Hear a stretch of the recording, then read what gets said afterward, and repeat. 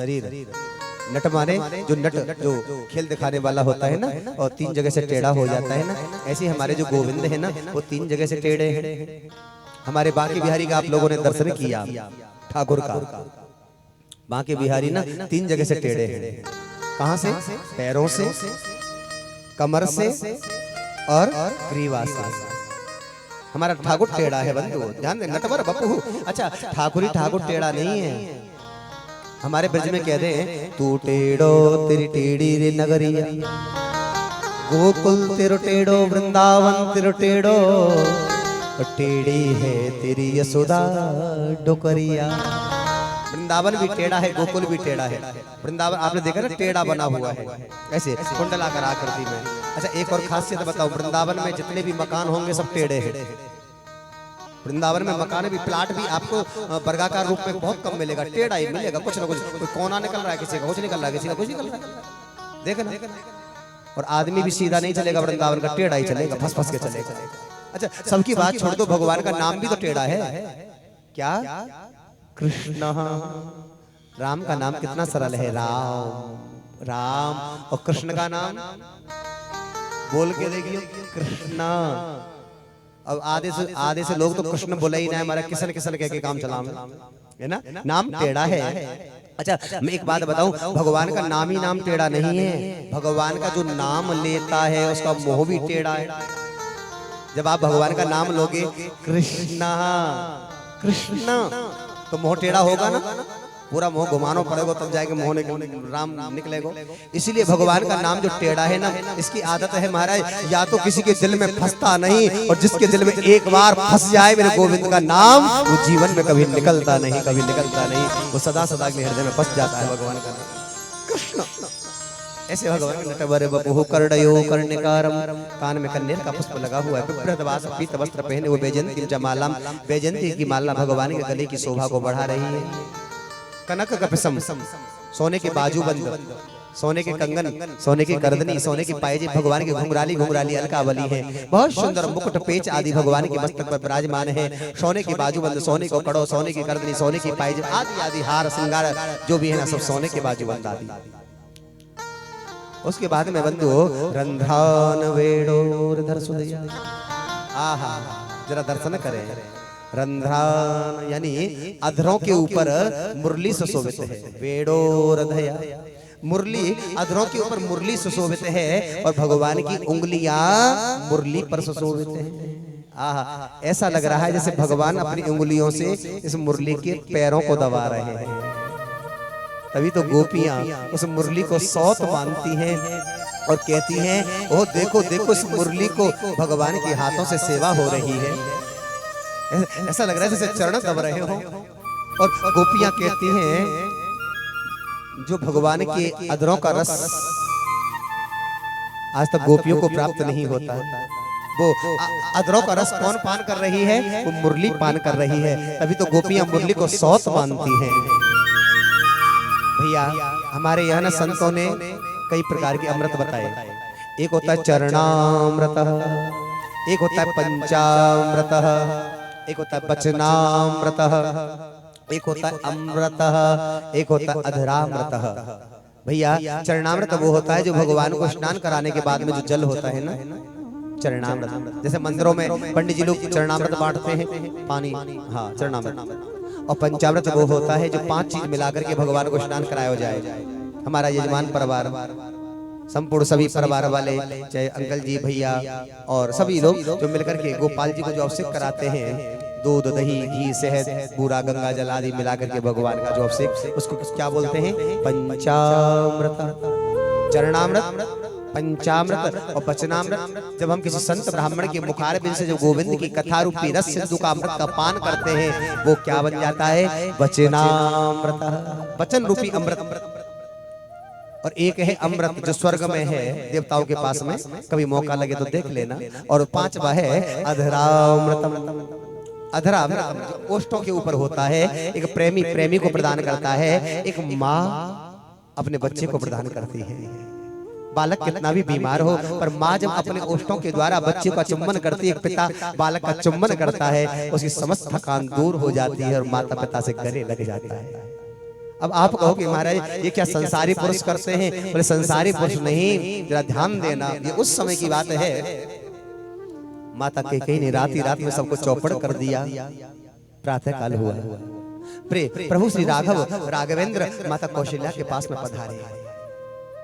और जब कौशल्या के पास में पधारे तो बार बार मुख चुंबत माता नयन नेहा पुलकित गाता।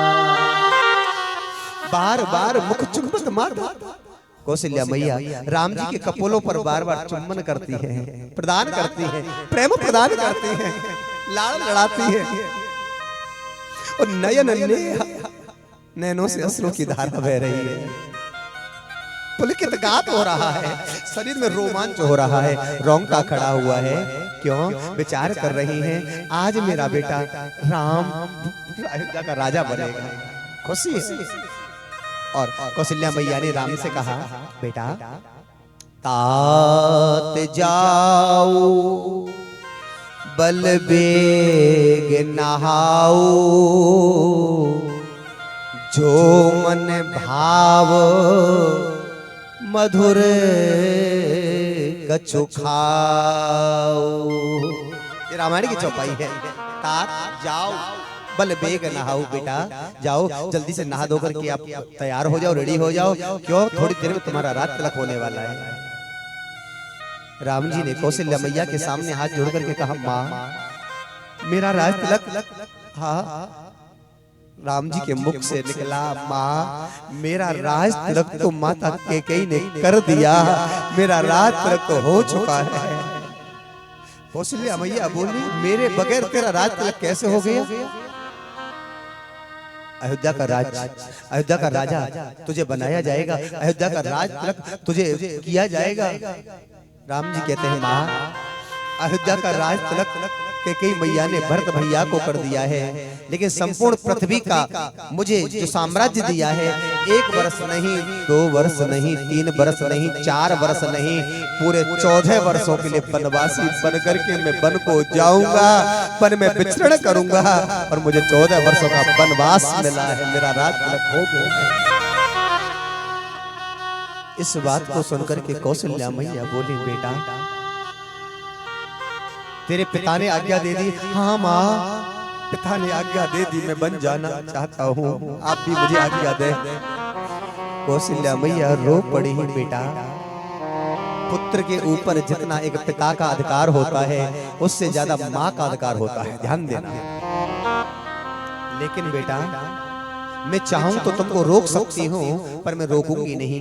अगर मैं तुमको रोकूंगी तो मेरा धर्म नष्ट हो जाएगा। कि राखो सुतहि करो अनुरोधो, धर्म जाय और बंद विरोध।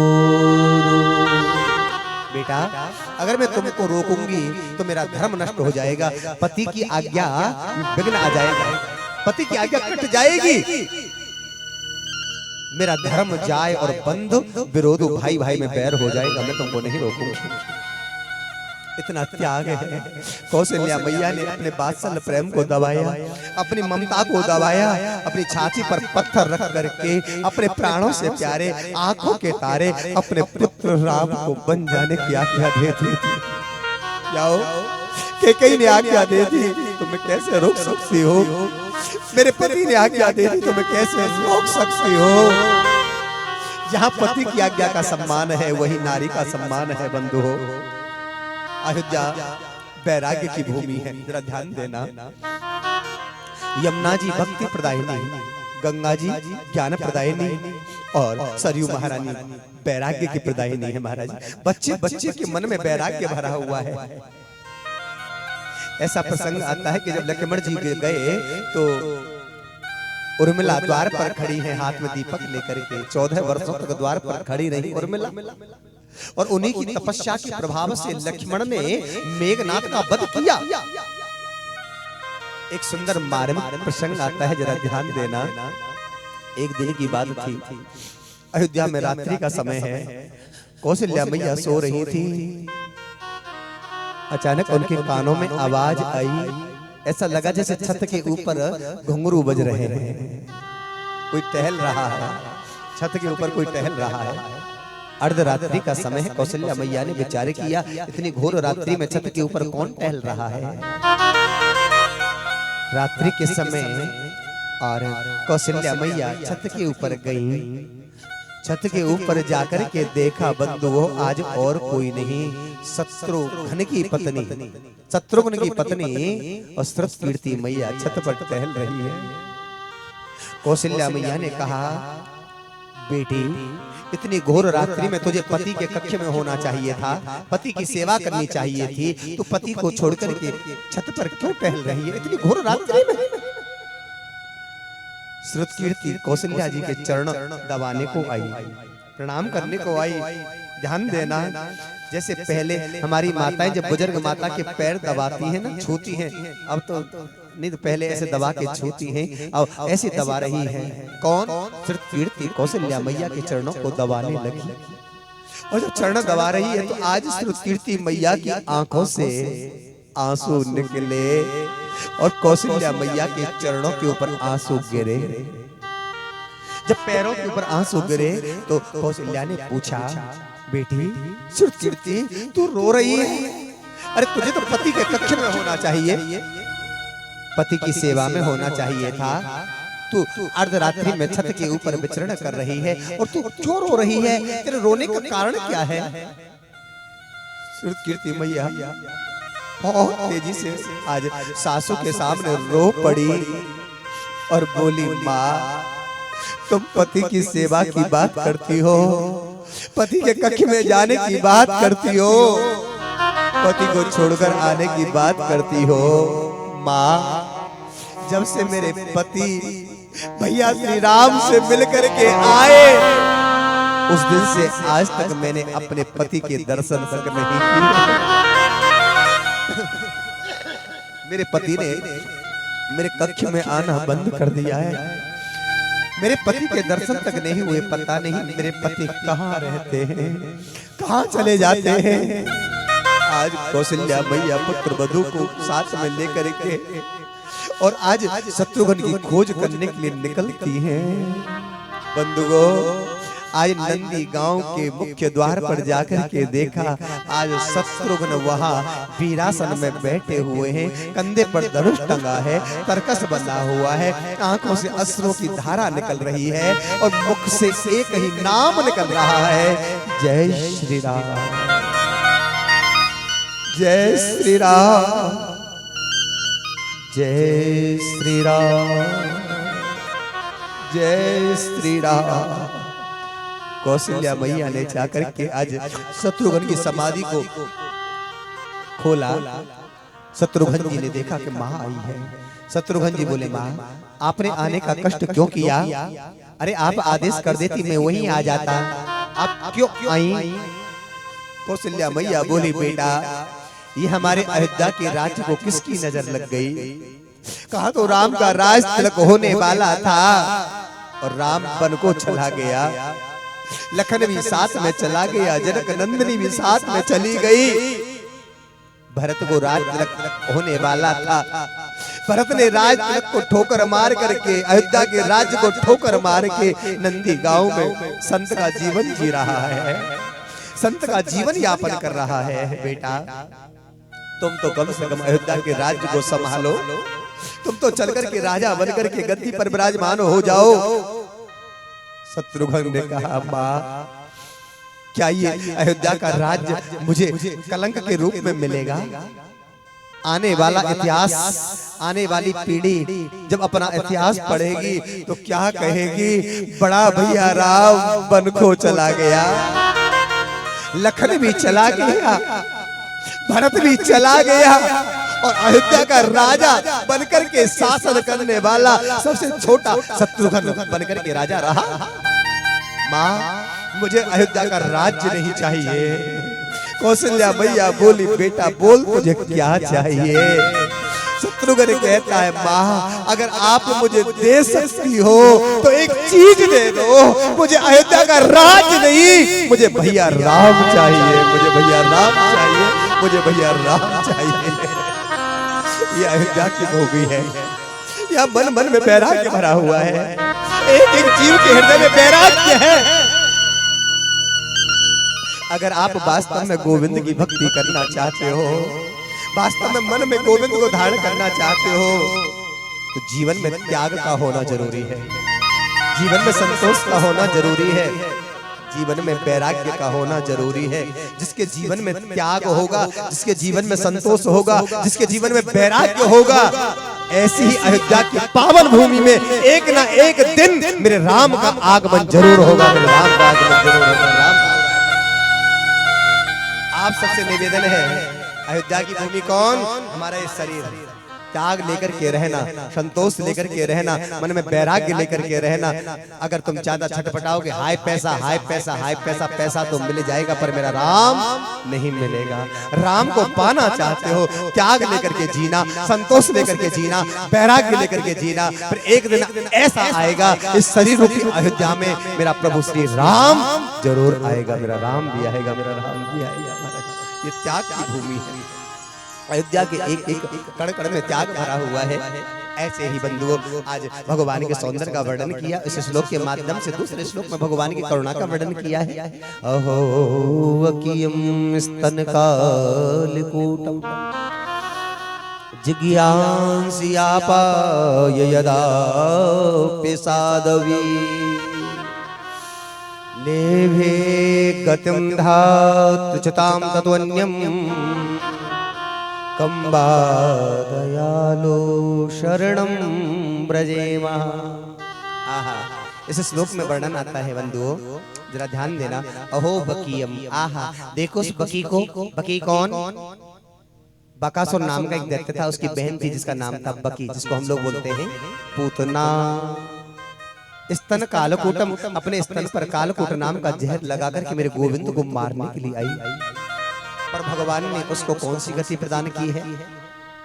श्लोक में लिखा है कि धात्रोचिता, जो धाय को गति प्रदान की जाती है। कुछ लोग माँ का भी शब्द बोलते हैं, लेकिन यहाँ माँ शब्द नहीं, यहाँ दिया गया धात्रोचिता। धात्री भी है और धाय भी है। इसका मतलब है, कुछ लोग कह देते हैं ना कि जो गति यशोदा मैया को बाद में दी, जन्म किसने दिया मेरे गोविंद को? देवकी ने। दूध किसने पिलाया? यशोदा ने। और दूध पिलाने का काम कौन करती है? धाय करती है। जो गति धाय को प्रदान करनी चाहिए, जो गति माँ को प्रदान करनी चाहिए, वही गति भगवान ने यशोदा मैया को बाद में दी है, देवकी मैया को बाद में दी है, और पूतना मैया को माँ का दर्जा दे दिया है। पूतना मैया को माँ का दर्जा दे दिया। अब बताओ, श्लोक कहता है कि कंबा दयालु शरणं ब्रजेमा। कम ऐसा कौन दयालु होगा? इसलिए गीता में कहा है ना कि सर्वधर्मान परित्यज्य मामेकं शरणं व्रजः। भगवान कहते हैं सभी धर्मों को छोड़ करके मेरे शरण में आ जाओ।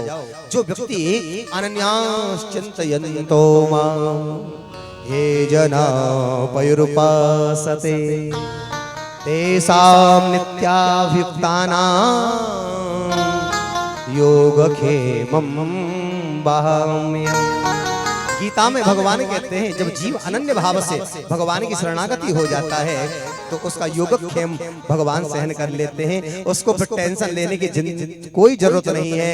जब भगवान की शरणागत तुम हो जाओगे तो तुम्हारी जिम्मेदारी मेरे गोविंद की हो जाएगी, मेरे गोविंद की हो जाएगी। जीवन में आनंद ही आनंद होगा भैया। भगवान शरण में हो जाए तो सुखदेव जी महाराज पधारे और जनक जी ने परीक्षा में पास किया, काम क्रोध की परीक्षा हुई, संपूर्ण भागवत का उपदेश मिला है बंधुओं। 4 श्लोकों में 18,000 श्लोक बना करके तैयार किए थे व्यास जी ने, जो नारद जी ने दिए। और उसके बाद में इन्हीं परम आदरणीय सुखदेव जी महाराज ने भागवत का उपदेश राजा परीक्षित को किया। अब सौनक आदि ऋषि बोले भगवान परीक्षित कौन है? उस समय की बात है जब कौरव और पांडवों का युद्ध चल रहा था। कौरवों में सबके सब मारे गए, एक बचा है दुष्ट दुर्योधन। उसकी जंगा को भीम ने तोड़ दिया, झील के किनारे बिलख रहा है। उसका एक मित्र है जिसका नाम है अश्वत्थामा। अश्वत्थामा कहता है मित्र ये तुम्हारा हाल किसने किया है? मेरा हाल पांडवों ने किया है। अश्वत्थामा कहता है मित्र मैं तुम्हें वचन देता हूँ, मैं 5 पांडवों के शीश काट करके तुम्हें समर्पित कर दूंगा। आज अश्वत्थामा रात्रि के समय गया जिस पांडाल में पांचों पांडव सोया करते थे, आज वहां माता द्रौपदी के पांचों पुत्र सो रहे हैं। पांचों पुत्रों के सिरों को काटा, पोटली बना करके आज अश्वत्थामा दुर्योधन के पास में लेकर के आया। लो मित्र, मैं पांचों पांडवों का सिर काट करके लाया हूं। आज दुर्योधन ने उस पोटली को लिया और जैसे ही हाथों से जोर से दबाया, उसमें से खून निकलने लगा है। दुर्योधन ने कहा, अरे मित्र, ये तुम किसका सिर काट करके लाए हो? ये पांडवों के सिर नहीं हो सकते। भीम का सिर इतना कमजोर नहीं जो मेरे दबाने से दब जाए। दुर्योधन कहता है, जिस समय मैं गदा का प्रहार भीम के साथ कर रहा था, मेरी गदा जब भीम के सिर से टकराती, उस समय ऐसा लगता जैसे मेरी गदा किसी पर्वत से टकरा रही है। भीम का सिर इतना कमजोर नहीं जो कि मेरे दबाने से दब जाए। किसके सिर हैं? जब पोटली को खोला, आज देखा दुर्योधन ने, उसमें और कोई नहीं, माता द्रौपदी के पांचों पुत्रों के शीश हैं। महाराज, करुणा आ गई, दुर्योधन के मन में दया आ गई है और बिलखता है, छटपटाता है और वहीं पर उसका प्राणांत हो जाता है। कभी कभी दुष्ट के मन में भी दया आ जाती है और कभी कभी एक बात बताऊं ना, कितना भी संत क्यों ना हो, उसके मन में भी दुष्टता आ जाती है। तीन गुण हैं, सतोगुण, रजोगुण और तमोगुण, प्रत्येक व्यक्ति के अंदर आते हैं। आप यहाँ जितने भी लोग बैठे हैं, जितने भी लोग मेरे गोविंद की कथा का रसास्वादन कर रहे हैं ना, हम आप सब के अंदर सतोगुण भी आता है, तमोगुण भी आता है, रजोगुण भी आता है। जब सतोगुण आता है उस समय आपको कुछ दिखाई नहीं देता, उस समय केवल गोविंद दिखाई देता है। दुनिया में कुछ नहीं है, बस ठाकुर जी वही पार लगाएगा भैया। सतोगुण की जब बुद्धि बनेगी और रजोगुण की जब बुद्धि बनती है, उस समय ठाकुर जी से मोहब्बत नहीं होती, संसार की वस्तु से मोहब्बत होती है। लाओ, पैसा चाहिए, धन चाहिए, कपड़ा चाहिए। कोई पैसा से प्रेम करेगा, कोई धन से प्रेम करेगा, कोई पत्नी से प्रेम करेगा, कोई पुत्र से प्रेम करेगा, कोई पति से प्रेम करेगा। संसार की वस्तुओं की लालसा होती है, लालसा होती है, आकांक्षा होती है। ये रजोगुण बुद्धि है। और जब तमोगुण की बुद्धि आ जाती है ना दिमाग में, उस समय ना तो भगवान अच्छा लगता है, ना दुनिया वाले अच्छे लगते हैं। उस समय कहता अहम ब्रह्मास्मि, मैं ही हूं सब कुछ। आपने देखा ना, घर में जब लड़ाई हो जाती है तो आदमी क्या कहता है? जिस पत्नी को प्राणों से प्यारी कहता है, उसे क्या कहता है? भाड़ में जा, मर जा, भाग यहाँ से। बच्चों से भी कह देता कई बार गुस्से में। और कई बार तो माताएं भी पति से अब शब्द बोल देती है गुस्से में। कई बार पति कहता है, ऐसे क्यों बोल रही है, मैं तेरा पति हूँ, ढंग से बोला कर। पत्नी कहती है, जा, वो तो ब्याह कर दिया बाप ने, तेरे जैसे 36। कई बार गुस्से में बोल जाए, पर ऐसे मत बोलना, ध्यान रखना इस बात को। जिस समय तमोगुणी बुद्धि होती है ना, गड़बड़ हो जाएगी महाराज। प्रेम से बोलो राधे, जोर से बोलो जैसे घर में लड़ते। अरे तुम नहीं, तुम्हारा पड़ोसी लड़ता है ना, ऐसे बोला करो। प्रेम से बोलो राधे। वास्तव में सुना था महाराष्ट्र में बहुत शक्तिशाली लोग रहते हैं, पर तुमसे ज्यादा आवाज तुम्हारे बाबा की है, पता ना है। बाबा में अभी बहुत करंट है महाराज। हमारे पूज्य हमारे सदगुरुदेव भगवान श्री राधा कृष्ण दास जी महाराज की आवाज आज भी इतना सुंदर गाते हैं, मैं सच बता रहा हूँ। यहाँ जितने भी हमारे कलाकार बंधु आए, चाहे हमारे साथ आए हों, चाहे रास बिहारी के साथ आए हों, कोई भी कलाकार बाबा के चरणों की धूल की उंगली के बराबर भी घोड़ नहीं कर सकता। सच बता रहा हूँ। आज भी कमरे में बैठ के ऐसे से राग, ऐसे से अलग अलग तर्जों में, अलग अलग रागों में, महाराज ये फलाना राग, ये फलाना ताल, फलाना ताल। मैंने कहा भैया आज सुनने को मिल रहा है। अब परम कृपा है बाबा की, परम कृपा बाबा के ऊपर किशोरी जी की है। दुनिया के पास जो विद्या है, हमारे पास जो विद्या है, इनके पास जो विद्या है, ये क्या है? केवल पेट भरने का धंधा, बस। केवल धनोर्पार्जन, धन कमाने का साधन है। माफ करना, बुरा लगे तो लग जाए। केवल धन कमाने के लिए विद्या अर्जित की हम लोगों ने। लेकिन बाबा के पास जो ज्ञान है, जो विद्या है, वो धन कमाने के लिए नहीं, मेरी राधा रानी को पाने के लिए किया है। राधा रानी को पाने के लिए किया है। ऐसे संतों को मेरा बारंबार कोट कोट व्यास पीठ से प्रणाम है महाराज। हाँ, या तो तुच्छ नोटों में बिक जाते हैं, पर मारे तुम भी कम से कम बोल, देखो मौके का फायदा उठा लो वास्तव में। हाँ, बाबा के सानिध्य में रह रहे हो ना, हम तो 2 दिन ही रहे हैं। बड़ा करंट है, वो बिजली वाला करंट नहीं, बिजली से भी बहुत 1000 गुना ज्यादा करंट है मेरी गारंटी है। बिजली से तो तुम्हें करंट लगेगा, तुम छटपटाओगे।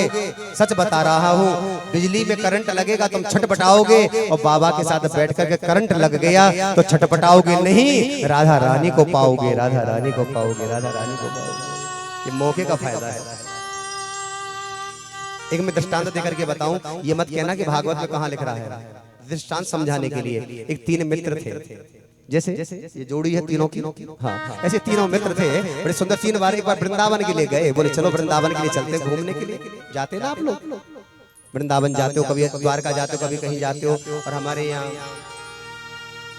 चंडीगढ़ से या पटियाला से, पंजाब से बहुत लोग पधारे हैं। हमारे बाबा के जो परम सेवक हैं और हमारे परम आदरणीय सम्माननीय जो कि रासाचार्य श्री घनश्याम स्वामी जी महाराज के नेतृत्व में जो ये मंडल पधारा हुआ है, और ये भी हमारे गोविंद के अनन्य भक्त हैं। ये भी वृंदावन के परम रसिया आदमी है महाराज, इन्होंने कोई गली ना छोड़ी।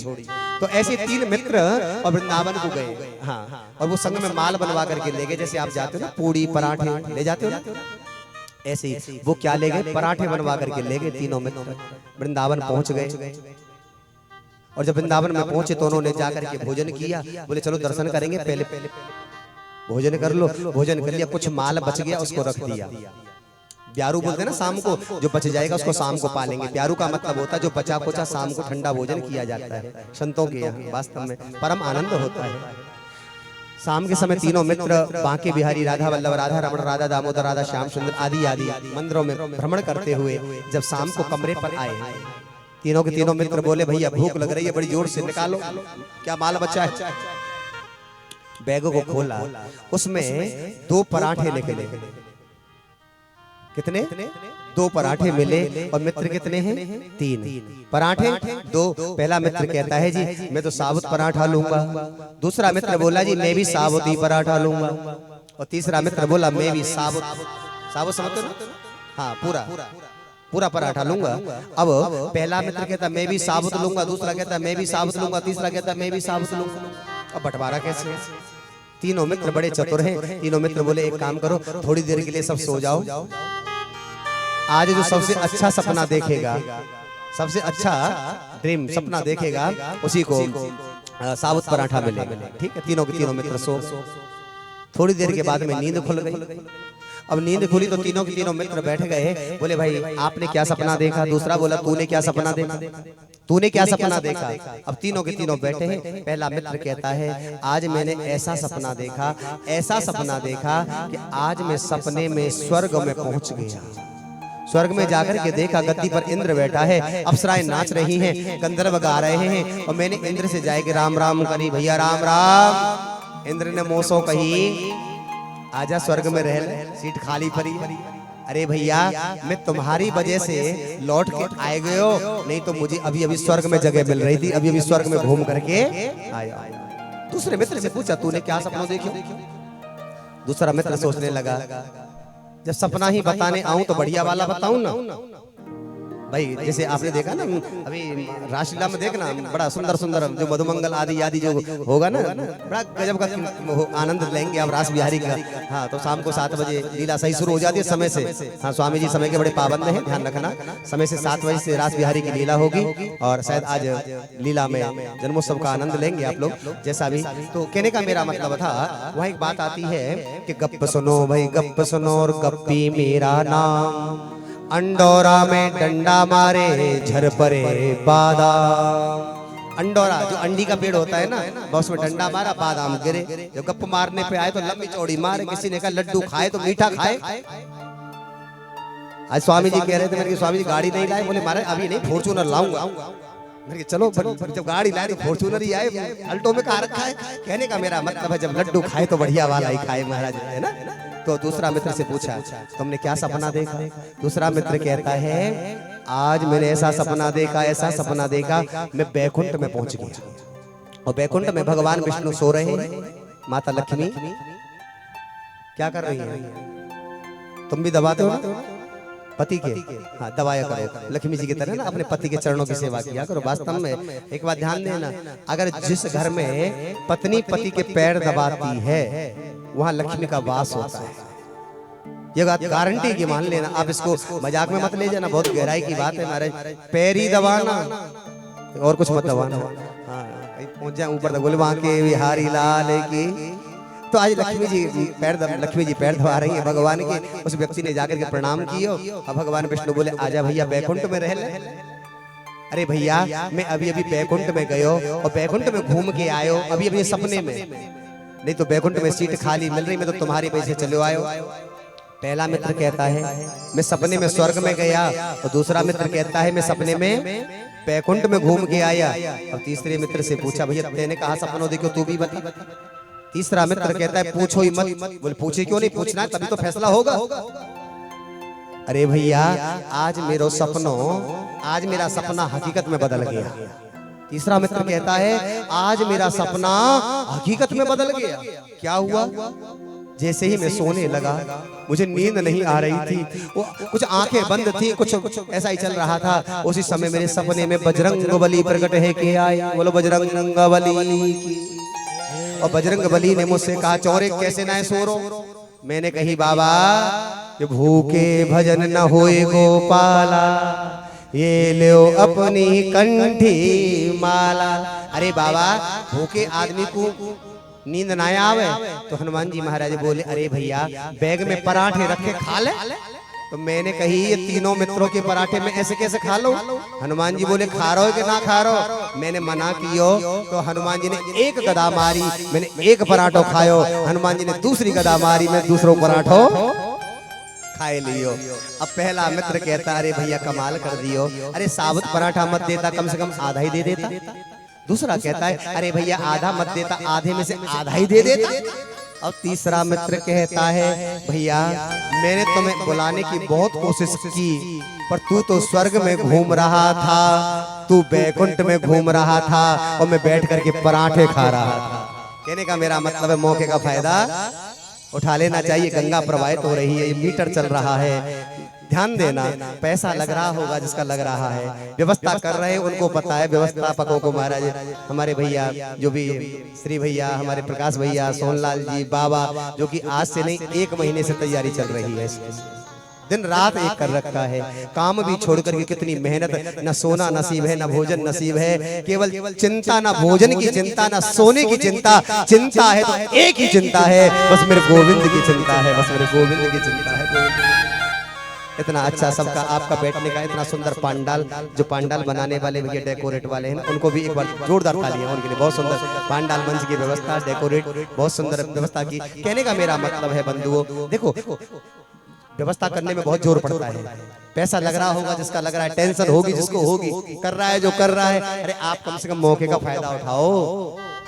2 दिन तो निकल गए, कितने बचे? 5वें दिन तो विश्राम हो ही जाता, 5वें दिन तो विश्राम ही है महाराज। 5वें दिन तो कहेंगे चलो चलो भागो भागो। बस कल्पना करना ये समय बहुत जल्दी निकल जाएगा। मैं सच बता रहा हूँ, तो रोग है, रोग इस पंडाल को देख करके रोग घर में मन नहीं लगेगा, क्योंकि मेहंदी रंग लाती है। सूख जाने के बाद और कथा की याद आती है चले जाने के बाद, कथा की याद आती है चले जाने के बाद। आपसे मेरा निवेदन है आप ज्यादा से ज्यादा संख्या में आप आए, पधारें, अपना अमूल्य समय लेकर के आए और इस लाभ को प्राप्त करें जो मिल रहा है। आज रास बिहारी स्वयं पधारे हैं, मुकुट बिहारी जो कि पधारे महाराज, मामूली बात नहीं है। आज मुकुट का पूजन भी हुआ, आज कितना अच्छा संयोग महाराज। हाँ ठाकुर जी का भी पूजन और ठाकुर जी रास बिहारी के मुकुट का भी पूजन और हमारी भैया के बिजनेस का भी पूजन। हाँ संयोग था, 3 संयोग बने थे, तो अच्छी बात है। कल भैया ने बहुत जोर लगायो, सुबह से पीछे पड़ रहे महाराज मेरा पूजन करा दो, पूजन करा दो, नहीं रुक ले भैया करा दो, नहीं रुक ले। फिर कहीं कथा के बाद में 4 बार प्लान बनाया, 4 बार कैंसिल हो गया। उनको पता था कि पूजन तभी होगा जब रास बिहारी का मुकुट आएगा, और मुकुट के साथ में पूजन हुआ है। तो कृपा तो रास बिहारी की चकाचक होगी होगी भैया, आनंद तो आनंद ही है। उसके बाद में बंधुओं इधर अश्वत्थामा को मारने के लिए अर्जुन तैयार होते, द्रौपदी से कहा तुम चिंता मत करो, मैं तुम्हारे चरणों में लाकर के डाल दूंगा। अश्वत्थामा ने ब्रह्मास्त्र का प्रयोग किया है और अर्जुन घबरा गया, मेरे गोविंद के चरणों में गिर पड़ा है कि कृष्ण कृष्ण महाबाहो भक्तानां भयंकर त्वमेको दय्यमानानां अपवर्गो असि संसृते। कृष्ण कृष्ण महाबाहो, हे महाबत बाहु, आप महाबलशाली कृपा करो, ये ब्रह्मास्त्र मुझे जला करके भस्म किया जा रहा है। मेरे गोविंद बोले कभी कभी लोहे को काटने के लिए लोहे की आवश्यकता होती है, आप भी ब्रह्मास्त्र का प्रयोग करो। कि श्रुत्वा भगवतः प्रोक्तम फाल्गुन परवीरः स्पृष्टः वापस्तम ब्रह्मं ब्रह्मा ये संददे। श्रुत्वा भगवतः प्रोक्तम, सुनी बात किसने? भगवतः प्रोक्तम, भगवान की वाणी को अर्जुन ने सुना और भगवान की वाणी को अर्जुन ने सुन करके और ब्रह्मास्त्र का प्रयोग किया है। इसमें श्लोक में लिखा है कि ब्रह्मं ब्रह्माय संददे। अब ब्रह्मास्त्र का प्रयोग करना है तो ब्रह्मा जी की आज्ञा से करना है। ब्रह्मा जी तो है नहीं, ब्रह्मा जी का ध्यान किया है और ब्रह्म परिक्रमः श्लोक में लिखा है। अर्जुन ने नारायण की परिक्रमा लगाई, ब्रह्म की परिक्रमा लगाई और ब्रह्मा जी का ध्यान करके ब्रह्मास्त्र का प्रयोग किया है। भैया जब काम तुम ठाकुर जी के हवाले करके करोगे तो काम तो पूरा होगा ही होगा। आज इधर से भी ब्रह्मास्त्र इधर से ब्रह्मास्त्र, जब दोनों ब्रह्मास्त्र टकराने लगे हैं कि प्रजोपलभ्यमालक्ष्य लोक व्यतिकरम चतम, प्रजा जलने लगी, जीव घबराने लगे। जीवों ने भगवान से निवेदन किया है, भगवान ये निरपराध जीव मारे जा रहे हैं, कृपया हमारी रक्षा करो। भगवान ने अर्जुन के लिए बुद्धि प्रदान की है। श्लोक में लिखा है कि मतम च वासुदेवस्य संजहारा अर्जुनो द्वयम। हे अर्जुन, इन दोनों ब्रह्मास्त्रों को नीचे उतारो। अब दोनों ब्रह्मास्त्रों को अर्जुन ने नीचे उतारा। मति किसने दी? भगवान ने। मतम च वासुदेवस्य, वासुदेवस्य षष्ठी विभक्ति, वासुदेव भगवान की आज्ञा के अनुकूल मति प्रदान हुई, अर्जुन को दोनों ब्रह्मास्त्र को नीचे उतारा। क्यों? भगवान जानते हैं जो अश्वत्थामा है ना, वो ब्रह्मास्त्र केवल चलाना ही चलाना जानता है, लौटाना नहीं जानता है। भगवान को पता था इस बात के बारे में, इसीलिए अर्जुन को आदेश दिया। अर्जुन ने दोनों ब्रह्मास्त्र को नीचे उतारा और उतार करके महाराज अश्वत्थामा के केसों को पकड़ा, केस पकड़ के ला करके द्रौपदी के चरणों में डाल दिया है। द्रौपदी कहो, अगर तुम कहे तो इसके टुकड़े कर करके जंगल में डाल दो, तुम कहे तो सिंह के सामने पटक दो, तुम कहे तो पानी में फेंक दो, तुम कहे तो अग्नि में जला दो, बताओ क्या करूं, कैसे मारूं? आज धन्य है माता द्रौपदी, जिस माता द्रौपदी के 5-5 पुत्रों की लाश सामने पड़ी है, उनका धड़ भी नहीं है महाराज, आज उपदेश करती है। इस भागवत में वर्णन करना, सुनना, श्रवण करना। इतनी सुंदर व्यास गादी बना करके, इतनी आलीशान व्यवस्था करके, डबल डबल कूलर लगा करके, सुंदर माइक लाउड स्पीकर के माध्यम से प्रवचन तो कोई भी कर सकता है, लेकिन जिस माँ के 5-5 पुत्रों की लाश सामने पड़ी हो और उनका धड़ भी ना हो, उस माँ के कलेजे को पूछ करके देखो क्या बीतती है। 5-5 पुत्रों की लाश के पास बैठ करके उपदेश करना, वो भी धर्म की बात करना। कोई अगर ये जानना चाहे तो माता द्रौपदी से देखो। अच्छा, द्रौपदी मैया बोल पड़ी है, अर्जुन से कहा, उवाच चास्य हन्तस्य बंधना नयनम सती मुच्यता मुच्यता मेषः ब्राह्मणो नितरां गुरु। स्वामी छोड़ दो, छोड़ दो। एक बार नहीं 2 बार कहा है, मुच्यताम मुच्यताम, स्वामी छोड़ दो, छोड़ दो। वैसे भी ये ब्राह्मण है, हमारे गुरु का पुत्र है, इसको मार करके क्या मिलेगा। और बंधना नयनम सती, माता सती कौन? द्रौपदी। कन्याओं में भी जिसका नाम आता है, 5 कन्याओं में माता द्रौपदी का नाम है, सतियों में माता द्रौपदी का नाम है। 5-5 पति होने के बाद भी जो कन्या कहलाती है, ऐसी माता द्रौपदी। आई माता द्रौपदी ने अपनी आंखों में बंधन लगा दिया, बांध लगा दिया, आंसुओं को रोका और हृदय पर पत्थर रख करके तब कहा है, स्वामी इसको छोड़ दो, इसको मारने से क्या मिलेगा। अगर इसको मारने से मेरे पुत्र जीवित हो जाए तो मैं कहती हूँ इसको मार दो। अगर इसको मारने के बाद में भी मेरे पुत्र जीवित ना हो तो इसको मारने से क्या फायदा। जो वेदना मेरे हृदय में हो रही है, जो पीड़ा मेरे हृदय में हो रही है, वही पीड़ा इसकी माँ के हृदय में होगी। जब माता गौतमी को पता चलेगा उसका इकलौता बेटा पांडवों ने मार दिया, गुरु को पता चलेगा, गुरु का इकलौता बेटा पांडवों ने मार दिया, गुरु माता को पता चलेगा, कितनी वेदना होगी। स्वामी मैं आपसे निवेदन करती हूँ, इसको छोड़ दो, छोड़ दो, छोड़ दो। भगवान से पूछा क्या करना चाहिए? मेरे गोविंद ने कहा अर्जुन, ब्रह्म बंधो न हंतव्य आतताई बदारहण मयि वो भयमामनातम परिपायनो शासनम। भगवान कहते हैं अर्जुन, ब्रह्म बंधो न हंतव्य, ब्राह्मण को कभी मारना नहीं चाहिए। आप सबसे मेरा निवेदन है, ब्राह्मण कितना भी बड़ा पापी क्यों ना हो, उसको कभी मारना नहीं। और श्लोक क्या कह रहा है, भगवान क्या कह रहे हैं, जरा ध्यान देना।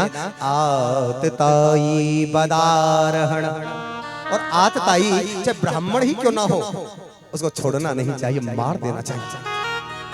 ये आतताई कौन होते हैं, जरा ध्यान देना। आतताई मैं नहीं कह रहा हूं, भागवत का वर्णन है बाल हत्यारा, किसी के बच्चों को मारने वाला वो आतताई होता है। अग्नि लगाने वाला, किसी के घर में अग्नि लगाए, किसी के मन में अग्नि लगाए, खेत में अग्नि लगाए, आग लगाने वाला, किसी को जहर देने वाला, बुरी नीयत रखने वाला, तुम्हारी बहन, तुम्हारी बेटी, तुम्हारी पत्नी के ऊपर जो बुरी नीयत रखता है ना, वो भी आतताई होता है, उसको भी मार देना चाहिए, चाहे वो तुम्हारा सगा प्रेमी ही क्यों ना हो। क्या फायदा उस प्रेमी से जो दगा करे, साथ में रह करके तुम्हारी पत्नी के ऊपर नियत खराब करे, तुम्हारे बच्चों के ऊपर नियत खराब करे, तुम्हारी बेटी के ऊपर नियत खराब करे। पत्नी का हरण करने वाला, बहुत से लोग ऐसे होते हैं ना, यार ने ही लूट लिया घर यार का, अच्छा से ला दिया, तूने मुझे प्यार कर। आजकल लोग दगा करते हैं। अगर ऐसा दगा करने वाला हो ना, जो साथ में रहे, मित्र मित्र कह करके रहे, और मित्र की पत्नी कोई उठा करके ले जाए, उसको मार देना चाहिए। पत्नी के, मित्र की पत्नी के ऊपर बुरी नियत रखने वाला, वो भी आतताई होता है महाराज, ध्यान देना। भागवत कह रही है बाल हत्यारा, अग्नि लगाने वाला, जहर देने वाला, बुरी नियत रखने वाला, पत्नी का हरण करने वाला, और तुम्हारी प्रॉपर्टी को छुड़ाने वाला, तुम्हारे भूमि, खेत, कल्याण, प्रॉपर्टी, गाड़ी घोड़ा आदि पर जबरदस्ती कब्जा करने वाला, वो भी आतताई होता है, उसको भी मार देना चाहिए। भगवान ने ये भागवत का वर्णन किया है महाराज। अब अश्वत्थामा के सिर, दाढ़ी, मूंछों के आधे आधे बालों को निकाला, धक्का देकर के भगा दिया। वैसे काम तो मरने का किया, मारना चाहिए था, पर मारा नहीं। क्यों? ब्राह्मण का अपमान कर दिया जाए ना, वो भी मारने से कम नहीं होता है, जरा ध्यान देना। ब्राह्मण केवल इज्जत के लिए जीता है, ब्राह्मण सम्मान के लिए जीता है। अश्वत्थामा ने महाराज पैर बांध लिया पांडवों से, और ब्रह्मास्त्र का प्रयोग पुनः कर दिया है। कहाँ? उत्तरा के गर्भ के ऊपर कर दिया। जब उत्तरा के गर्भ में पीड़ा होने लगी है, आज उत्तरा ने अपने परिवार वालों को छोड़ा है, घर वालों को छोड़ा है, उत्तरा ने समस्त लोगों को छोड़ करके और मेरे गोविंद की शरण ग्रहण की है। गोविंद की शरण में जाकर के उत्तरा ने मेरे गोविंद के चरणों में निवेदन करके कहा कि गोविंद पाए पाए महायोगिन देव देव जगत्पते नान्यं त्वद्भयं पश्ये यत्र मृत्यु परस्परम। हे गोविंद पाहि पाहि महायोगिन त्राहि माम गोविंद, मैं तुम्हारी शरण में हूँ। ये ब्रह्मास्त्र मुझे जला करके भस्म किया जा रहा है, मुझे मरने का कोई डर नहीं, मृत्यु मेरे सामने खड़ी है। गोविंद एक कृपा कर दो कि मेरे गर्भ में जो बालक पल रहा है, इस बालक को बचा दो, क्योंकि पांडवों का यानी वंश बढ़ाने वाले बालक है। अगर ये मर गया तो पांडवों का वंश कैसे बढ़ेगा? हे भगवान, बेशक से मैं मर जाऊं कोई परवाह नहीं, पर मेरे गर्भस्थ शिशु की आप रक्षा करो। भगवान कहते हैं बेटी अपने मन में मात्र भाव लेकर के आओ। उत्तरा मैया ने अपनी आंखों को बंद किया, अपने मन में मात्र भाव लेकर के आई हैं, और अंगुष्ठ परवड़ी के अंगूठे के पर्व के बराबर रूप बनाकर के मेरे गोविंद उत्तरा के गर्भ में प्रवेश कर गए और जाकर के गर्भस्थ शिशु की रक्षा की है। भगवान ने पूछा कहो बेटी अब कैसी हो? भगवान अब मैं बिल्कुल स्वस्थ हूँ। जरा ध्यान देना बंधुओं, आज तक दुनिया में जितनी भी माताएं हुई, किसी की माँ के गर्भ में भक्त आए, किसी की घर में भगवान आए, किसी माँ ने भक्त को धारण किया, किसी ने भगवान को धारण किया। ध्यान देना, किसी ने राम को धारण किया, कृष्ण को धारण किया है, किसी ने वामन भगवान को धारण किया, किसी ने ध्रुव को, किसी ने प्रहलाद को। किसी माँ ने भक्त को धारण किया, किसी माँ ने भगवान को धारण किया, पर धन्य है उत्तरा माँ जिसने आज भक्त को भी और भगवान को भी दोनों को धारण किया है, दोनों को गर्भ में धारण किया है। दुनिया में केवल एक माँ ऐसी है जिसके गर्भ में आज भक्त भी है और भगवान भी। बांके बिहारी से निवेदन कर रही है ठाकुर से, आइए आप और हम सब निवेदन करें। और कह रही है भगवान जैसे आज तुमने मेरा हाथ पकड़ा है, कभी मेरा सहारा छोड़ना मत, बांके बिहारी मुझको देना सहारा, छूट न जाए कहीं दामन तुम्हारा। आइए सब लोग बड़े भाव के साथ। बांके बिहारी मुझको सभी ताली सेवा करते हुए देना सहारा, सभी बोले भाव से। बांके बिहारी मुझको देना सहारा, कहीं छूट जाए ना दामन तुम्हारा, कहीं छूट जाए ना दामन तुम्हारा। ओ बांके बिहारी मुझको, बांके बिहारी मुझको देना सहारा, कहीं छूट जाए ना दामन तुम्हारा, कहीं छूट जाए ना दामन तुम्हारा।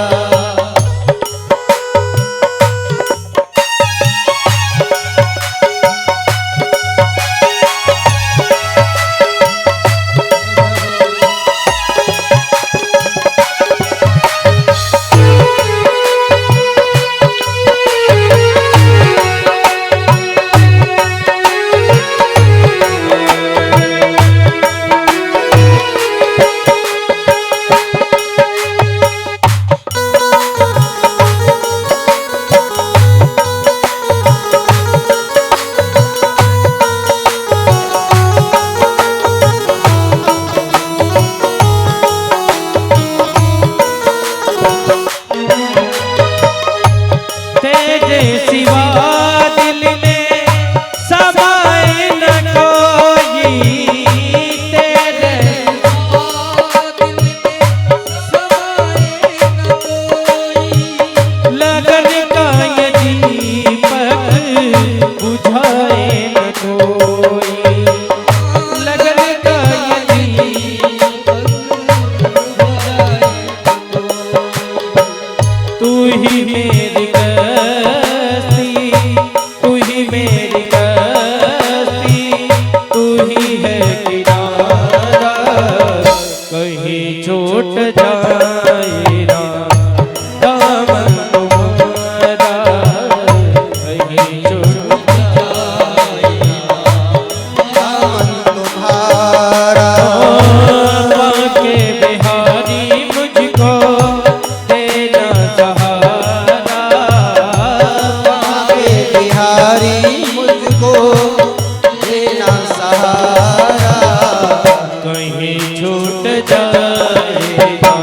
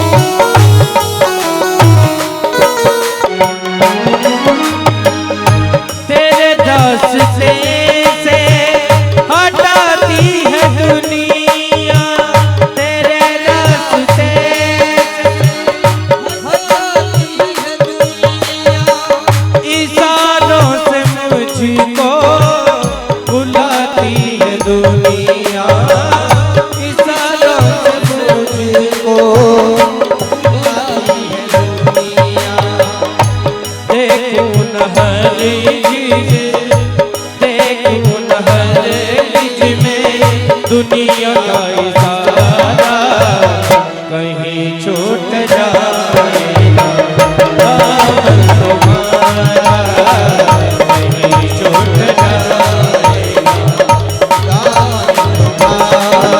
ओ माँ के बिहारी मुझको देना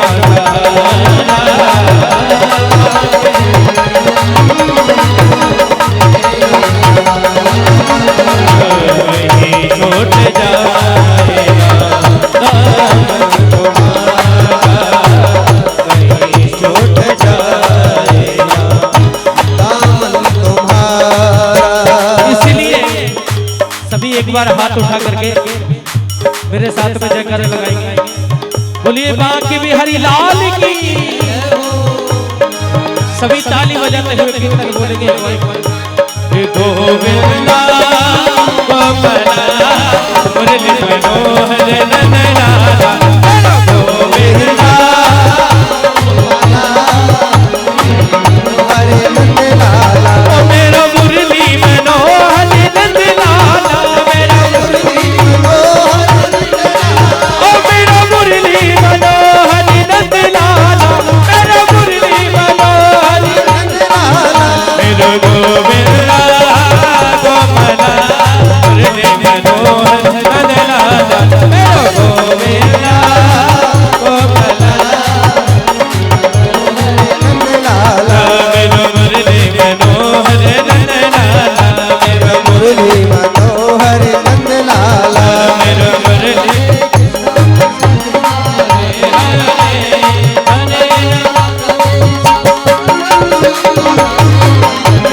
राधे कृष्ण राधे कृष्ण कृष्ण कृष्ण राधे राधे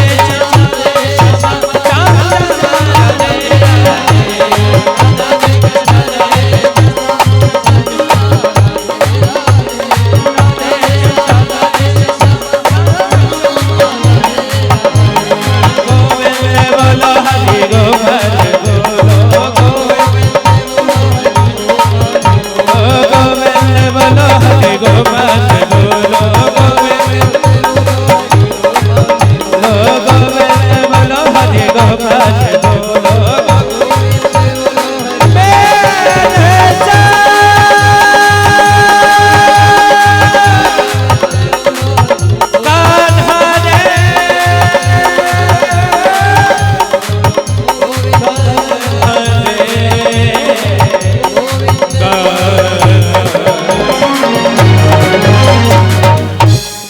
बोलो बांके बिहारी लाल की जय हो। जय जय श्री राम। इस दृश्य को माता कुंती ने देखा। कुंती मैया ने गोविंद को प्रणाम किया है। तुम भगवान हो, मेरे गोविंद बोले बुआ मैं तो तुम्हारा भतीजा, तुम मेरी बुआ हो। उसके बाद में समस्त लोगों के लिए भगवान ने वरदान दिया। भीष्म बाबा के पास में जाकर के भीष्म बाबा के द्वारा पांडवों को सुंदर उपदेश कराया है।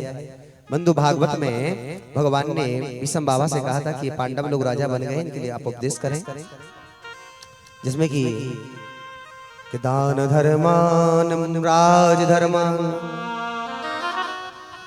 मोक्ष धर्मान विभागसः स्त्री धर्मान भगवत धर्मान समासव्याशयोगतः। दान धर्म के बारे में, राज धर्म के बारे में, मुख्य धर्म के बारे में वर्णन किया है। भैया आप सबसे निवेदन है, यहाँ ये भी बात कही जाती है कि तन पवित्र सेवा किए धन पवित्र कर दान और मन पवित्र हरि भजन सो होत त्रिविध कल्याण। तन पवित्र होता है सेवा करने से, मन भगवान का भजन करने से, और धन पवित्र होता है दान करने से। आप खूब धन कमाओ, उसमें से अपनी बहन बेटी गरीबों को भोजन, भूखे को भोजन, प्यासे को पानी आदि में सेवा में आप लगाएं।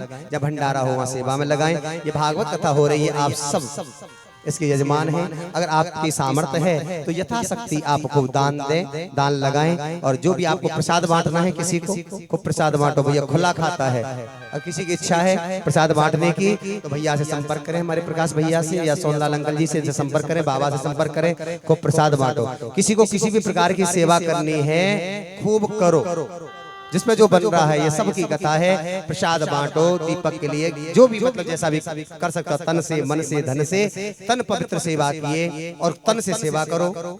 या बुहारी लगाओ, सफाई रखो, ये भी मंदिर है महाराज, ये भी सेवा है। तन की सेवा, मन की सेवा है, सहयोग करें। भैया चिंता मत करो, हम तेरे साथ हैं, बताओ कोई सेवा हो तो हमारे लायक, ये भी तो मन की सेवा है ना। हौसला अफजाई करना, हिम्मत ए मर्दा ताकत ए खुदा।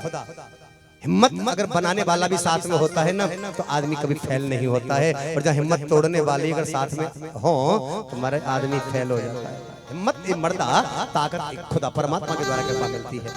भीष्म बाबा ने सुंदर उपदेश किया है और कहा आंखों के सामने कभी पाप कर्म होते हुए मत देखना, शरण में शत्रु भी आ जाए तो उसको क्षमा कर देना। इस बात को सुनकर के माता द्रौपदी हंस पड़ी। भीष्म बाबा बोले बेटी क्यों हंसी? द्रौपदी मैया बोली बाबा आज बड़े लंबे चौड़े तुम ज्ञान की बात करते हो, आंखों के सामने कभी पाप कर्म होते हुए मत देखना। उस कौरवों की भरी सभा में तुम्हारा ज्ञान कहाँ चला गया? जिस समय कौरवों की भरी सभा में मुझे निर्वस्त्र किया जा रहा था, उस समय सबसे आगे आप बैठे थे, मैंने आपसे निवेदन किया बाबा ये कहाँ का नियम है कि पांडव लोग जब जुए में अपने आप को हार चुके, हारने के बाद वो पत्नी को दांव पे कैसे लगा सकता है? भाई या तो पहले पत्नी को दांव पे लगाना चाहिए। अगर पत्नी कोई प्रॉपर्टी थोड़ी है भाई, पत्नी कोई प्रॉपर्टी नहीं है, पत्नी धर्म है। धर्म को कोई दांव पे नहीं लगा सकता, पत्नी को बेचने की चीज नहीं है, दांव पे लगाने का आइटम नहीं। और बाबा उस समय में रजस्वला थी, अपने पीरियड टाइम से थी। एक जब माता बहनों को जब पीरियड आता है उस समय तो उसका स्पर्श तो क्या, उसका दर्शन करना भी पाप होता है। भरी सभा में खींच करके लाना ये कहाँ का धर्म था? मैंने आपसे निवेदन किया बाबा अगर उस समय आपने एक नजर उठाकर के ऊपर की ओर में देख लिया होता तो क्या हिम्मत दुष्ट दुशासन की जो मेरी साड़ी के पल्लू से स्पर्श करते। आपने मेरी साड़ी, आप पल्लू का बिल्कुल परवाह नहीं करी। उस समय तुम्हारा ज्ञान कहाँ चला गया? वो तो मेरे गोविंद ने आकर के लाज बचाई। अगर गोविंद नहीं आते तो ये आर्यावर्त की जो लाज है, तुम जो बने बैठे हो इसके बुजुर्ग, इसकी लाज चली गई होती बाबा। इतना निवेदन किया, आज भीष्म बाबा फूट फूट करके रो पड़े हैं। जो अपने जीवन में कभी रोया नहीं, आज आंसुओं को पहुंच नहीं पाया। बेटी उस दिन मैंने दुष्ट दुर्योधन का अन्न खाया, उस अन्न को खाने से मेरी बुद्धि में मलिनता आ गई, बुद्धि दूषित हो गई। और के संत कहते हैं कि जैसा खाओगे अन्न और वैसा ही होगा मन, जैसा खाओगे अन्न और वैसा ही होगा मन, और जैसा होगा मन वैसा ही बनेगा विचार, और जैसा बनेगा विचार वैसा ही करोगे तुम कर्म, और जैसा करोगे तुम कर्म तभी बनेगा तुम्हारा धर्म, तभी मिलेगा तुम्हें परमात्मा। अब परमात्मा को पाने के लिए क्या जरूरी है? धर्म।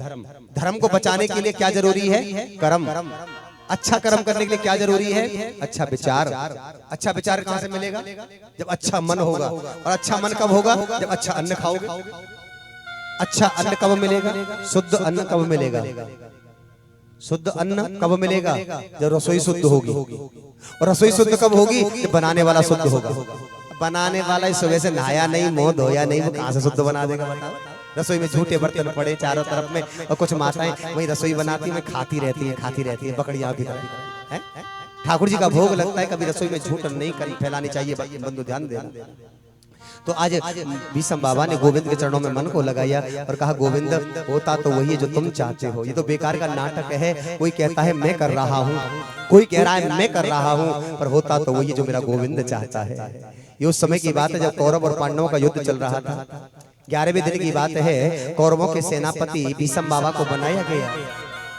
शाम के समय दुर्योधन ने भीष्म बाबा से कहा बाबा हमारी सेना में जितने भी वीर अतरथी वीर महारथी वीर सबके सब मारे जा रहे हैं, पर पांडवों का बाल भी बांका नहीं होता है। हमको तो ऐसा लगता है कि तुम खाते हमारा हो और बजाते पांडवों का हो। भीष्म बाबा ने दुर्योधन से कहा कल के युद्ध में देखना, मैं युद्ध का पासा पलट के रख दूंगा। 5 बाण तरकस में से निकाले, 5 बाण निकाले 5 पांडवों के लिए। देख ये 5 बाण 5 पांडवों के लिए कल के युद्ध में मैं क्या कर दूंगा, माहौल बदल दूंगा। अगर भीष्म बाबा अपने पे आ जाए तो कुछ भी हो सकता है। चाहे तो अकेले युद्ध को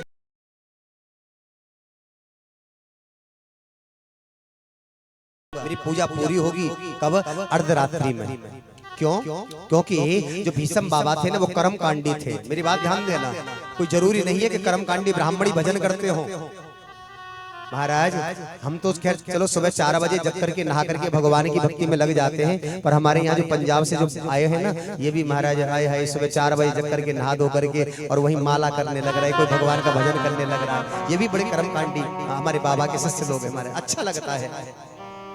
और जैसे को तैसा मिल ही जाता है। हाँ, इनकी भी कैटेगरी हमारे पास बन गई, क्योंकि जो जगने वाला है, जो जल्दी जगने वाला भगवान की भक्ति करता है। तो भीषम बाबा जो कर्मकांडी है। अच्छा एक बात और मैं बताऊं आपकी कि अगर आपको कहीं सफर में जाना हो, सुबह पाठ पूरा नहीं होता है, पूजा पूरी नहीं होती है ना, तो संध्या के समय, शाम के समय हाथ पैर धो करके स्नान बना करके पूजा को पूरा करो। हमारे यहाँ एक ये भी नियम है कई जगह कि गुरु मंत्र की 16 माला करते हैं, गौड़िया संप्रदाय में, कई संप्रदायों में करते हैं महाराज। तो जब तक 16 माला पूरी नहीं हो जाती ना, तो वो लोग भोजन तक नहीं करते, सुबह नहीं होती तो शाम को पूरा करते हैं। ऐसे भीषम बाबा जो अपनी पूजा है ना, उसको शाम को करते हैं। अर्धरात्रि में पूजा पूरी होती है। भीषम बाबा ने कहा अर्धरात्रि में पूजा पूरी होगी, अपनी पत्नी भानुमति को भेज देना आशीर्वाद लेने के लिए। उसको मैं आशीर्वाद दे दूंगा, उसके स्वागत का कोई भी बाल भी बांका नहीं कर पाएगा। रात्रि का समय हुआ है, भीषम बाबा पूजा कर रहे हैं। इधर मेरे गोविंद को चिंता हो गई, अगर भानुमति को आज आशीर्वाद मिल गया सुहागिन होने का, तो कोई भी इसके सुहाग का बाल भी बांका नहीं कर पाएगा। मेरे गोविंद गए द्रौपदी के पास। द्रौपदी जरा खड़ी हो, क्या बात है? अरे तुम बोलती बहुत ज्यादा हो। चलो जीवन में एक बात और याद रखना, करनी और कथनी एक रखना। केवल उपदेश ही उपदेश नहीं, अगर हम आपसे बोल रहे हैं तो उसको करके भी दिखाओ। आज माता द्रौपदी को साथ में लेकर के मेरे गोविंद गए और बोले देखो सामने भीषम बाबा का पांडाल है, भीषम बाबा बैठे हुए हैं, आभूषणों को थोड़ा बजाते हुए जाना, बोलना नहीं। कन्हैया ने समझाया द्रौपदी को बोलना नहीं, अगर तुम बोल जाओगी तो पोल खुल जाएगी, बोलना मत, बात बिगड़ जाएगी। और सुनो, भीषम बाबा तुमसे पूछे तो किसके साथ आई हो तो मेरा नाम मत लेना। द्रौपदी मैया बोली क्या बोलो? बोले बोल देना कि वो दूधिया आया। द्रौपदी मैया बोली तुमको मैं दूधिया बोलो? बोल देना नहीं बोलूंगी। पर क्या बोलूं? भगवान बोले बोल देना कि ग्वारिया आया। क्या? ग्वारिया आया। द्रौपदी मैया बोली तुमको मैं ग्वारिया बोलो? भगवान बोले बोल देना हम तो जन्म के ही ग्वारिया है, क्या फर्क पड़ता है। आज द्रौपदी मैया अंदर गई, भीषम बाबा के कक्ष में। भीषम बाबा की आंखें बंद है, जरा दर्शन करो। और जब द्रौपदी मैया गई, आभूषणों को बजाती हुई, पायजेब आदि घुंघरू आदि बज रहे हैं। जब पायजेब आदि घुंघरू आदि जब बज रहे हैं ना, भीषम बाबा के कानों में पड़े। भीषम बाबा ने समझा कि भानुमति आ गई। भानुमति कौन? दुर्योधन की पत्नी का नाम है भानुमति। और जैसे ही माता द्रौपदी ने आभूषण बजाते बजाते भीषम बाबा के चरणों में प्रणाम किया, भीषम बाबा ने आशीर्वाद दे दिया है, आयुष्मान भवः, आयुष्मान आयुष्मान भवः। जैसे आयुष्मान भव होने का आशीर्वाद दिया है। अब इस बात को सुनकर के माता द्रौपदी बोल पड़ी, बाबा एक तरफ तो मुझे सौभाग्यवती होने का आशीर्वाद देते हो और दूसरी तरफ 5-5 बाण निकाल करके मेरे पतियों को मारने का षड्यंत्र रचते हो। दोनों काम एक साथ कैसे हो सकते हैं? तुम मेरे पतियों को भी मार दो और मुझे सुहागिन भी बना दो। ये दोनों काम एक साथ कैसे हो सकते हैं बाबा? भाई मान के चलो, आप लोग सत्यनारायण की कथा में जाते हो ना, प्रसाद मिलता है, वो आटा भूंज के क्या बोलते हैं उसको? पंजीरी, फक्की, या जो भी तुम्हारे जो भी बोलते हो समझ लेना बस। हाँ, अब मान के चलो उस प्रसाद को, फक्की को मुंह में खाओ और फिर बोलो फूफा फूफा। पंजीरी भी खाओ और फूफा भी बोलो, दोनों काम एक साथ नहीं हो सकते हैं। आज बंधु हो, भीषम बाबा ने कहा द्रौपदी तू यहाँ कैसे? अरे जो आशीर्वाद देना था भानुमति को, वो आशीर्वाद मिल गया द्रौपदी को। मैं एक और आशीर्वाद देता हूँ, तेरे सुहाग का कोई भी दुनिया में बाल भी बांका नहीं कर पाएगा, कोई नहीं कर पाएगा। माता द्रौपदी बोली तुमने जो 5 बाण निकाल करके मेरे पतियों को मारने का जो प्लान बनाया उसका क्या होगा?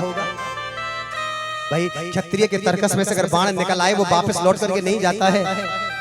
माता द्रौपदी ने झोली फैला दी भीषम बाबा के सामने। भीषम बाबा ने 5 बाणों को झोली में डाल दिया है और कहा बेटी पर एक बात बता, इतनी घोर रात्रि में तू किसके साथ आई? जानते हैं पांडव तो आ नहीं सकते, एंटी ग्रुप पार्टी है। किसके साथ आई? घबरा गई। नहीं नहीं बाबा, वो आया। कौन आया? तो किसके साथ आई? रात के समय एक नारी को किसी के साथ जाना नहीं चाहिए, किसके साथ आई? कौन आया तेरे साथ? नहीं नहीं बाबा, कोई नहीं आया। कोई नहीं आया? अकेली आई? नहीं नहीं बाबा, वो आया। वो कौन आया? नहीं नहीं बाबा, वो नहीं, मैं अकेली आई। अकेली क्यों आई? नहीं नहीं बाबा, वो आया। आया नहीं आया, आया नहीं आया, कौन आया? कौन आया? अचानक द्रौपदी के मुख से निकल पड़ा है बाबा, वो हमारा ग्वारिया आया। ग्वारिया आया। भीष्म बाबा समझ गए ये कोई ग्वारिया का काम नहीं, ये तो जरूर मेरे छलिया का काम है। मैं जरा देखूं तो सही तेरा ग्वारिया कहाँ है, जरा मुझे ग्वारिया से मिला तो सही। द्रौपदी मैया बोली ना ना ना, मैं चली जाऊंगी। अरे जाना बाद में, पहले ग्वारिया से मिला तो सही। जैसे भीष्म बाबा द्रौपदी मैया के साथ में निकल करके आए, बाहर निकल करके आए, आज मेरे गोविंद अपने पीताम्बर से मुकुट आदि को छिपा करके हाथ में मसाल लिए, हाथ में लाठी लिए हुए बैठे हैं। भीष्म बाबा को देख करके मेरे गोविंद खड़े हो गए और गोविंद ने कहा, केशव ने कहा, बाबा माई बाप माफ करना, माफ करना।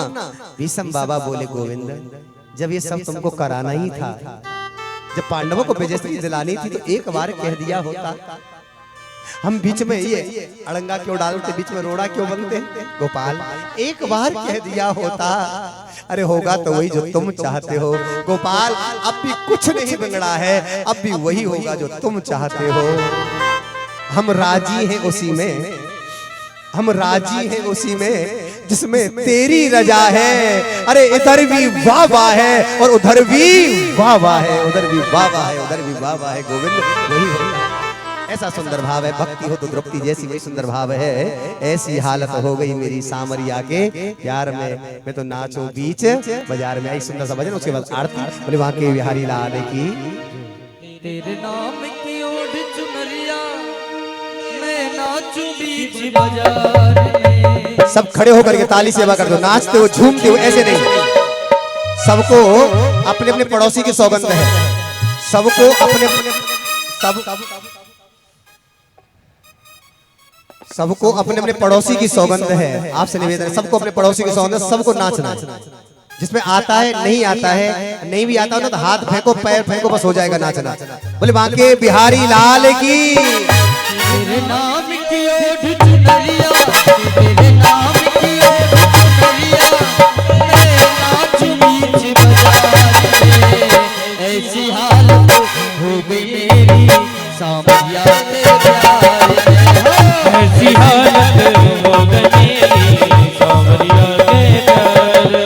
तेरे नाम की, तेरे नाम की, तेरे नाम की ओढ़ चुनरिया, मैं नाचू बीच बाजार में। ऐसी हालत हो गई मेरी ऐसी हालत हो गई मेरी जय हो।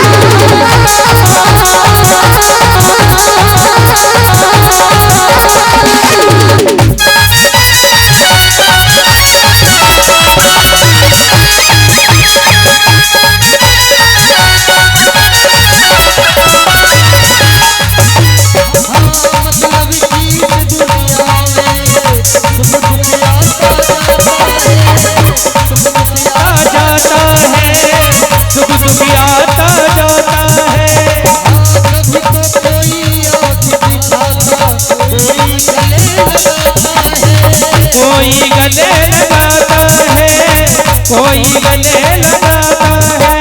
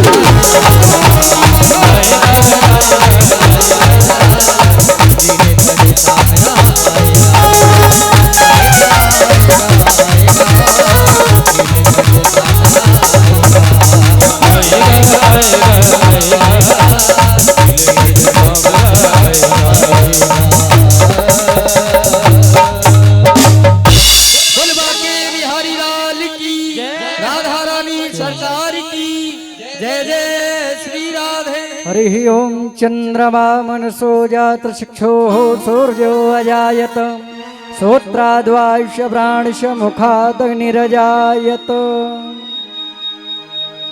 बांके बिहारी तेरी आरती बांके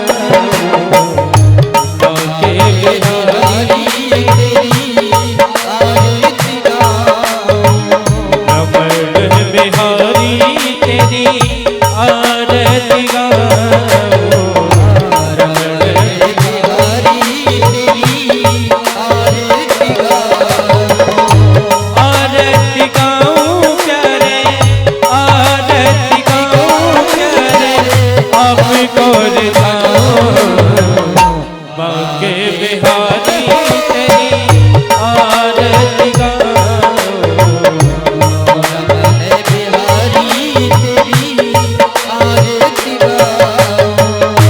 मोट मुकुट तेरे शीश पे सोहे मोट मुकुट तेरे शीश पे सोहे मोट मुकुट तेरे शीश पे सोहे मोट मुकुट तेरे शीश पे सोहे प्यारी मुरलिया मेरो मन मोहे प्यारे मुरलिया मेरो मन मोहे एक छवि में बलहारी बांके बिहारी तेरी आरती कुंज बिहारी तेरी आरती चरणों से निकली है गंगा प्यारी चरणों से निकली है गंगा प्यारी जिसने सारे दुनिया तारी जिसने सारी दुनिया तारी उन चरणों के मैं उन चरणों के मैं दर्शन पाऊं बांके बिहारी तेरी आरती रमण बिहारी तेरी आरती दास अनाथ के नाथ आप हो दास अनाथ के नाथ आप हो सुख दुख जीवन प्यारे साथ आप हो। सुख दुख जीवन प्यारे साथ आप हो। हरि चरणों में मैं, हरि चरणों में मैं शीश नवाऊं। बांके बिहारी तेरी आरती गाऊं। रमण बिहारी तेरी आरती गाऊं। श्री हरिदास के प्यारे तुम हो। श्री हरिदास के प्यारे तुम्हें हो। श्री हरिदास के प्यारे तुम हो। श्री हरिदास के प्यारे तुम्हें हो। मेरे मोहन जीवन भर हो। मेरे मोहन जीवन धन्य हो। तेरी युगल छवि, तेरी युगल छवि बल बल जाओ। बांके बिहारी तेरी आरती गाऊं। बिहारी तेरी आरती गाऊं। हर मोर गौरव करुणा वितारम संसार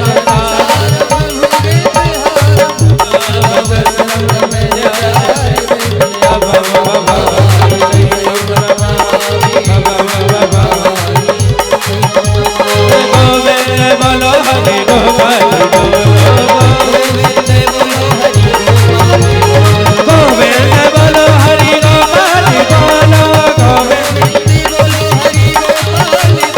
गोविंद बोलो हरि गोपाल बोलो। गोविंद राधा रमण हरि गोविंद बोलो। राधा राधा रमण हरि गोविंद बोलो। राधा राधा रमण हरि गोविंद बोलो। राधा राधा रमण हरि गोविंद। हरि ओम द्योः शान्तिरन्तरिक्षं शान्तिः पृथिवी शान्तिरापः शान्तिरोपदया शान्तिः वनस्पतयः शान्तिर्विश्वे